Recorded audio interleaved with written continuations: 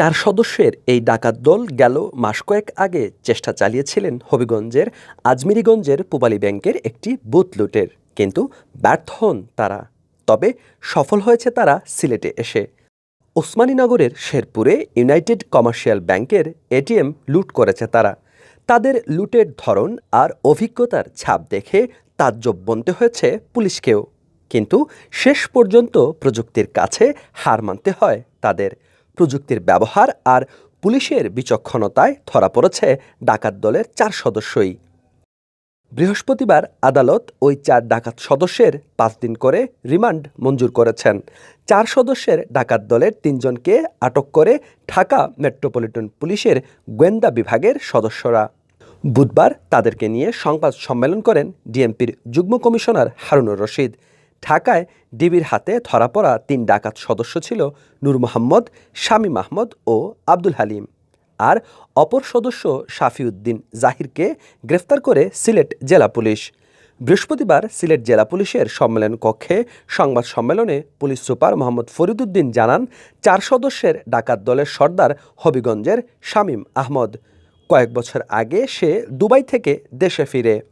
দুবাইতে থাকা অবস্থায় পরিচয় হয় একই জেলার পাঁচপাড়িয়া গ্রামের শাফিউদ্দিন জাহিরের সাথে। একসময় জাহিরও দেশে চলে আসে।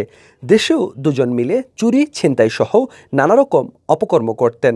দুজন মিলে সিলেট নগরী থেকে মোটরসাইকেল ছিনতাইও করেন। এক পর্যায়ে শামীমের নেতৃত্বে গড়ে ওঠে 4 সদস্যের ডাকাত দল। পরিকল্পনা মাফিক তারা বড় বড় ডাকাতি শুরু করেন। হবিগঞ্জের আজমিরিগঞ্জে পূবালী ব্যাংকের একটি এটিএম বুথ লুটের চেষ্টা করে তারা ব্যর্থ হন।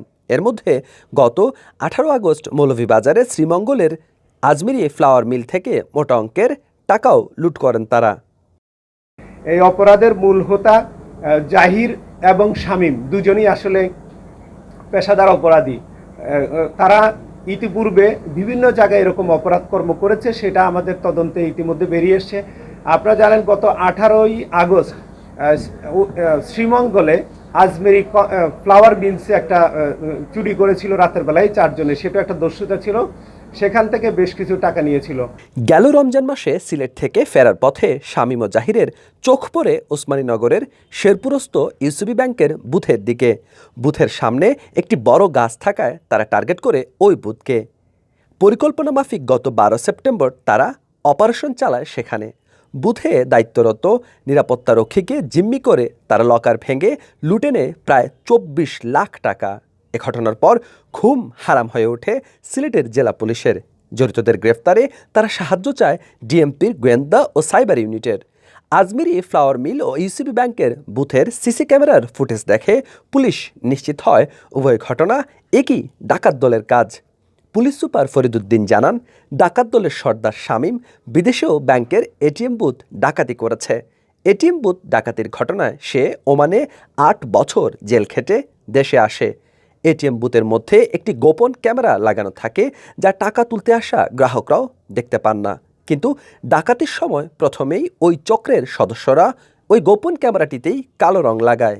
এরপর বাকি সিসি ক্যামেরায়ও কালো কালি স্প্রে করে। ডাকাতির ধরন দেখেই বোঝা যাচ্ছিল এই চক্রটি অত্যন্ত পেশাদার ও প্রশিক্ষণ প্রাপ্ত। আপনারা দেখেছেন এখানে যে পেশাদার চক্রটা ভিতরে ঢুকেছে, তারা স্প্রে মেশিন নিয়ে ঢুকেছে। এটিএম মেশিনের ভিতরে একটা হিডেন ক্যামেরা থাকে। সাধারণত আমরা যারা ব্যাংকিংয়ে লেনদেন করি আমরাও কখনো বুঝতে পারি না এই হিডেন ক্যামেরাটা কোথায় থাকে। কিন্তু এই পেশাদার চক্রকে আমরা দেখলাম তারা কিন্তু ব্যাংকে ঢুকেই প্রথম হিডেন যে ক্যামেরাটা আছে সেখানেই সে স্প্রে করতেছিল, এবং অন্য ক্যামেরাগুলো সে কালো স্প্রে করে বন্ধ করে দিচ্ছিল, যেন ঝাপসা করে দিচ্ছিল। আমাদের কাছে খুব। পুলিশ সুপার জানান, বুথের ঠিক ওপরেই ব্যাংকের শাখা। সেখানে একজন অস্ত্রধারী নিরাপত্তারক্ষী এবং নিচে বুথে আরেকজন ছিল, কিন্তু তারা সঠিকভাবে দায়িত্ব পালন করেননি। ডাকাতরা হানা দেওয়ার সময় তারা ঘুমে ছিলেন। তারা মোটেও দক্ষ বা স্মার্ট ছিলেন না।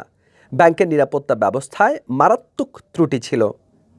এটিএম লুটের সময় একটি ছাড়া বাকি সবগুলো সিসি ক্যামেরা বন্ধ ছিল, ফুটেজ রেকর্ড ছিল না। অথচ এর আগে ও পরের ফুটেজ রেকর্ড আছে। ব্যাংকের ম্যানেজারও সিসি ক্যামেরার পাসওয়ার্ড জানেন না। স্বাভাবিক কারণে ব্যাংকে যারা কর্মরত ছিলেন, যাদের কাছে সিকিউরিটি লক ছিল, বিভিন্ন বিশ্বাস ছিল, তো তো তারা একটু নিজেরা চিন্তিত তাদের চাকুরি নিয়ে, মেইনলি হলো তাদের উপর ঊর্ধ্বতন কর্তৃপক্ষ কিভাবে বিষয়টা দেখবেন। আরেকটা বিষয় আমার কাছে যেটা মনে হইল যে যেহেতু ব্যাংকের আর্থিক প্রতিষ্ঠান, তারা ঊর্ধ্বতন কর্তৃপক্ষকে জানাবেন, তাদের হাই অফিসিয়ালকে জানাবেন, তারা কি সিদ্ধান্ত দেয় এইটার উপর এই জন্যই মনে হয় কালক্ষেপণটা করেছেন। তো নিরাপত্তা প্রহরীর আসলে সক্ষমতা এবং বুদ্ধিমত্তার অভাব ছিল আমার যেটা মনে হয়। ফরিদুদ্দিন জানান, এটিএম থেকে লুট করা ২৪ লাখ টাকার মধ্যে ১০ লাখ টাকা উদ্ধার করেছে ডিএমপির সদস্যরা। শামীম জানিয়েছে তার ব্যাংক অ্যাকাউন্টে জমা করে রেখেছে ৪ লাখ টাকা, আর বাকি টাকা দিয়ে তারা জুয়া খেলেছে। ডাকাতি করা ছাড়াও ওই দলের সদস্যরা একসাথে জুয়া খেলত বলে পুলিশকে জানিয়েছে তারা। হাসান মোহাম্মদ শামীম, বাংলাভিউ, সিলেট।